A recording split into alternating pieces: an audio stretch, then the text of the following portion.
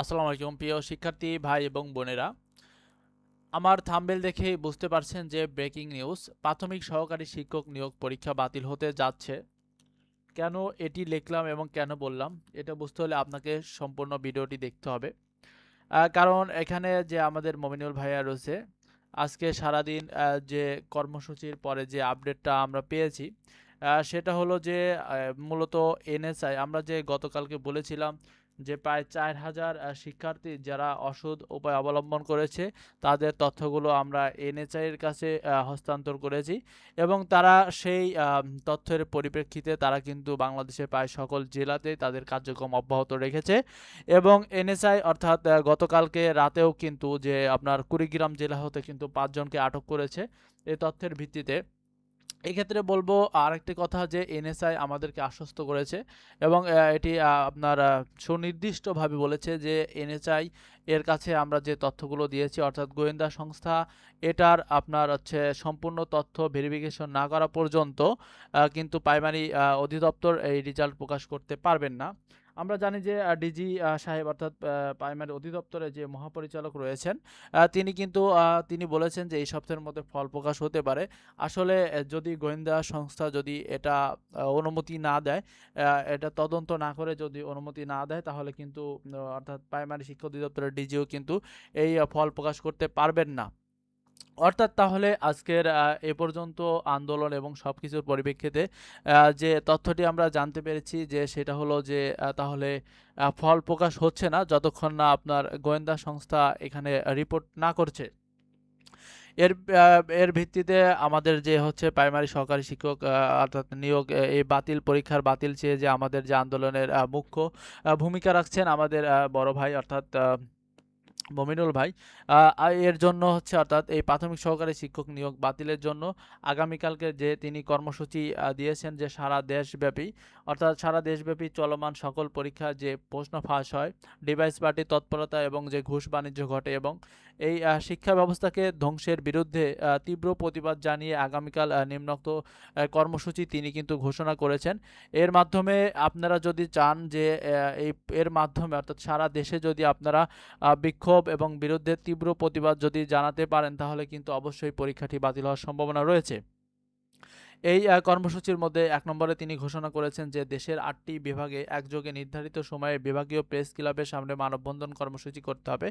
অর্থাৎ সারা দেশের ৮টি বিভাগে আপনারা মানববন্ধন করবেন। কিভাবে কার সাথে করবেন সেটি কিন্তু তিনি বলে দিয়েছেন। আমরা ভিডিওতে আলোচনা করছি।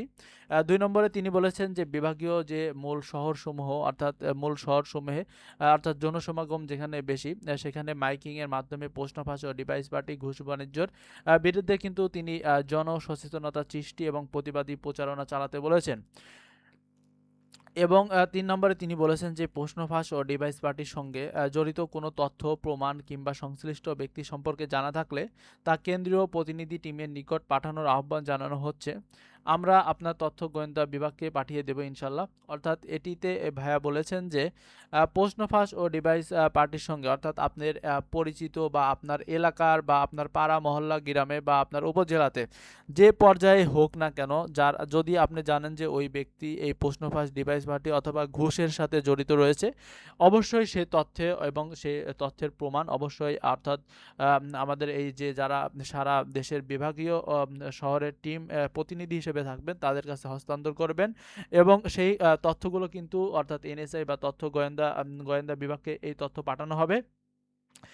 অর্থাৎ বাংলা কথা বলতে গেলে এই অন্যায়ের বিরুদ্ধে ঐক্যবদ্ধ প্রতিরোধ গড়ে তুলতে হবে, শিক্ষা ব্যবস্থা রক্ষায় সোচ্চার হতে হবে। সবাই নিজ নিজ দায়িত্ব নিয়ে কার্যক্রম পরিচালনা করুন। যে কোনো সহযোগিতার জন্য অর্থাৎ আমাদের যে আন্দোলনের শিক্ষার্থী ভাই এবং বোনেরা এবং প্রতিনিধিরা রয়েছেন, তারা সবাই কিন্তু পাশে রয়েছে। এবং যারা যে বিভাগ থেকে এই কর্মসূচিতে যুক্ত হতে চান, তারা বিভাগের নাম লিখে অবশ্যই আমাদের যে ঢাকা বিভাগের যে সক্রিয় সদস্য অর্থাৎ শুভ ভাই অর্থাৎ ঢাকা বিশ্ববিদ্যালয়ের তার কাছে অর্থাৎ আপনারা এই হোয়াটসঅ্যাপ নাম্বারে অবশ্যই পাঠাতে পারবেন। হোয়াটসঅ্যাপ নাম্বারটি আমি ডেসক্রিপশন বক্সে দিয়ে দিব। তাহলে মূলত যেখানে আমি যেহেতু লিখলাম যে ব্রেকিং নিউজ, এটি হচ্ছে পরীক্ষাটি বাতিল। এটা কেন লিখলাম আসলে আপনারা বুঝতে পারছেন যে আপনারা যদি কালকে যদি একটু সোচ্চার হন, যদি আপনারা একটু সময় দেন এবং আপনারা যদি একটু প্রতিবাদী প্রচারণা এবং জনসচেতনতা যদি একটু সৃষ্টি করতে পারেন, তাহলে কিন্তু অবশ্যই আপনাদের জয় হবে। আপনাদের ভালোর জন্যই এই ভিডিওটি করলাম। যেহেতু আপনাদের প্রতিবাদের ফলেই কিন্তু ২৪-এর গণঅভ্যুত্থান ঘটেছে। এবারও কিন্তু আপনারা সমর্থন দিলে অবশ্যই সম্ভব, কারণ এখানে কিন্তু গোয়েন্দা সংস্থা আমাদের হয়ে কাজ করছে। এটা হচ্ছে আমাদের সবচেয়ে বড় সুযোগ, কারণ তারা আমরা যে তথ্যগুলো তাদের কাছে হস্তান্তর করেছি, তারা কিন্তু সকল তথ্যগুলো পূর্ণ বিবেচনা করছে এবং সেই অনুযায়ী কিন্তু গ্রেপ্তারও করেছে।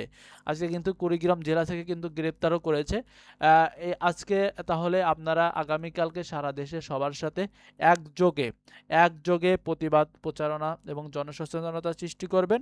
মানববন্ধনে আপনারা সবাই অংশগ্রহণ করবেন। আপনাদের কাছে বিনীত একটা অনুরোধ থাকবে যে আপনারা মানববন্ধনে সবাই অংশগ্রহণ করবেন, কারো যদি জরুরি কাজ না থাকে। এক্ষেত্রে আপনাদের কাছে ওই অনুরোধটি রইল। আর আপনাদের কাছে আরেকটি অনুরোধ রইল যে এই সকল ভিডিওর মাধ্যমে যদি আপনাদের অবশ্যই একটু হলে উপকারে আসে, যেহেতু আমরা অর্গানিক তথ্যর ভিত্তিতে ভিডিও বানাচ্ছি, অনেকে অর্থাৎ আপনার কমেন্টে বিরূপ মন্তব্য করে থাকেন। আসলে সবাই তো আর সমান না, বিরূপ মন্তব্য আসবেই। সবাই যদি সমান হতো তাহলে ঘুষ খাইতো কে এরা, বা আপনার হচ্ছে এই ঘুষ লবিংয়ের মাধ্যমে চাকরি নিত কে, বা প্রশ্ন ফাঁস করতো কে? আসলে সবাই তো সমান না। যারা কমেন্টে এসে বিরূপ মন্তব্য করে আমরা তাদের ওই কাতারেই ধরে নেই। এবং আমি বলতে চাচ্ছি যে আপনারা কালকে একটু সময় দেন এবং সারা দেশে একটা বিক্ষোভ, জনসচেতনতা এবং কি প্রতিবাদী মিছিল সৃষ্টি করেন, প্রতিবাদী হিসেবে সৃষ্টি করেন। যদিও আমিও থাকবো আগামীকালকে। আপনারা অবশ্যই এটা করবেন। আর আমরা অর্থাৎ সামনের যে কর্মসূচি সেটা আগামীকালকে জানিয়ে দেব। আজ এইখান পর্যন্তই। আপনারা সবাই সুস্থ থাকবেন, ভালো থাকবেন। অবশ্যই কালকে কিন্তু রাজপথে দেখা হবে। আপনাদের কেউ আসতে হবে এই বলে এই ভিডিওতে শেষ করছি। সবাইকে আল্লাহ হাফেজ।